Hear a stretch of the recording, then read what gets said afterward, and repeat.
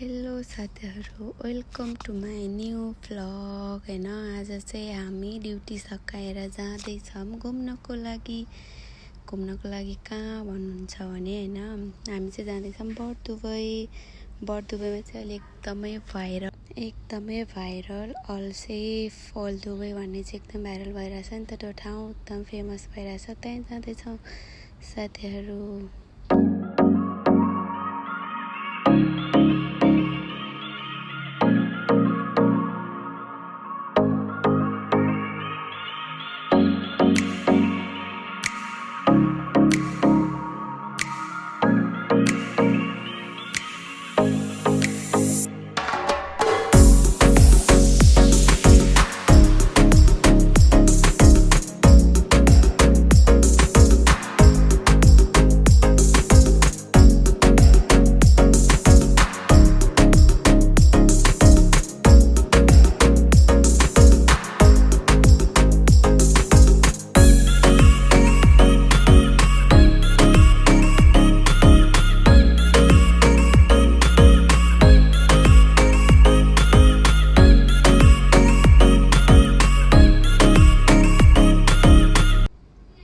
हामी चाहिँ वाउ क्या दामी लाइट हामी चाहिँ अब घुम्ने ठाउँमा आइपुग्न लाग्यौँ।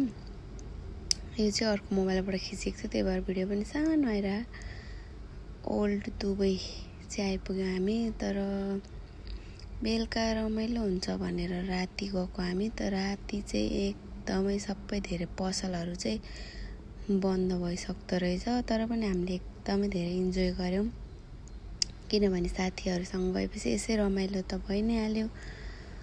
लाइटहरू चाहिँ एकदमै रमाइलो थियो, तर सोचे जस्तो चाहिँ भएको थिएन, किनभने पसलहरू एकदमै सबै प्रायः जसो सबै बन्द थियो, अलिअलि मात्र खुल्ला थियो पसल चाहिँ।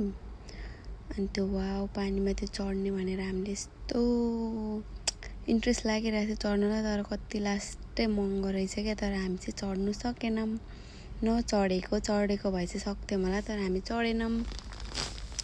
हामी चाहिँ यतैतिर घुम्यौँ, ठाउँ चाहिँ एकदमै धेरै ठुलो थियो, अलिअलि पसलहरू खोलिरहेको थियो, तर प्रायः जस्तो सबै बन्द क्या। यहाँनिर घुम्न आउने हो भने चाहिँ प्लिज साथीहरू दिउँसो भन्दा पनि बेलुका 5-6 बजेपछि चाहिँ अनि 7-8 बजीसम्म चाहिँ एकदमै रमाइलो हुने रहेछ। हामीले त्यहाँको दाइहरूलाई सोधेको थियौँ, त्यस्तो बेलुकाको समयमा चाहिँ एकदमै रमाइलो हुन्छ भन्नुभएको थियो।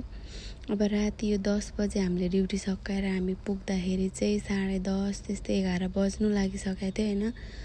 मान्छेहरू छैन कि, अलि जोडीहरू मात्र देखिरहेको थियो कि। हामीले त्यहाँ बसेर आइसक्रिम खाने त्यस्तोहरू चाहिँ थियो, तर त्यस्तो घुम्ने मान्छेहरू चाहिँ खासै हुनुहुन्न थियो। तर पनि हामी चाहिँ हिँडेछौँ सुएन, तर एकदमै रमाइलो चाहिँ भयो थियो। हामीले पनि फोटोहरू खिच्यौँ, भिडियोहरू बनायौँ। यही नाइट भ्यू एकदमै राम्रो देखिरहेको साथीहरू हेर्नलाई होइन। अनि त्यसपछि हामीले चाहिँ धेरै नै घुम्यौँ, धेरै फराकिलो ठाउँ रहेछ, ठुलै ठाउँ रहेछ। अनि घुमिसकेपछि अब नेपाली भएपछि नेपाली रेस्टुरेन्टमा गएर खानु त पर्यो साथीहरू। अनि अब नेपाली खाने के हो भन्नु न तपाईँहरूले, मोमो चाउमिन हो स्पेसल, जहाँ गए पनि होइन। हामीले पनि मोमो चाउमिन लाफिङ पनि अर्डर गरेको थियो, तर पछि आएको थियो, त्यही भएर मैले भिडियो चाहिँ बनाइनँ। अनि त्यसपछि thank you so much everyone video लास्टसम्म हेरिदिनु भएकोमा।